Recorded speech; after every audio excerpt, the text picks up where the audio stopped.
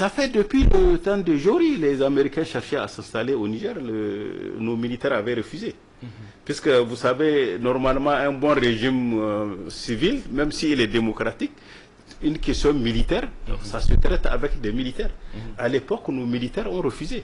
Avec Tange, ça n'a pas marché. Avec Paris, qui est un militaire, ça n'a pas marché. Il a fallu la 7e République pour que toutes ces bases-là soient installées au Niger. Avant, il n'y avait pas de bases militaires. Il y avait une seule base, je crois que c'était des Français. Quand Kounché a fait son coup d'État, il a demandé leur départ, ils n'ont pas hésité, ils sont partis. Donc vous voyez, le problème c'est que c'est nos camarades qui étaient au pouvoir là, qui ont commis toute cette erreur-là, installée partout. Il y a combien de pays? Il y a plus de 7 bases militaires dans notre pays. Et ces bases militaires-là, quand elles viennent, ce n'est pas pour nous sécuriser. La preuve, malgré leur présence, il y a toujours des tueries. Donc, quand les Occidentaux ou les Européens installent une base dans un pays, c'est pour leur propre intérêt.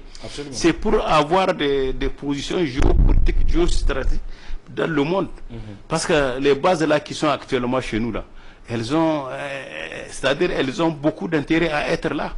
Celles qui quittent là, c'est malgré elles. S'il y a possibilité de revenir, vous allez voir, ils vont essayer de revenir.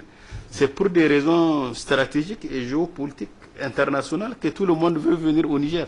Puisque c'est le Niger le pays le plus facile où on peut venir sans passer par l'Assemblée, installer une base. Dans certains pays, ce n'est pas possible.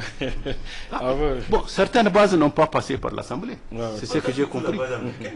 Les Américains, vous vous rappelez, la première note verbale là, était contre.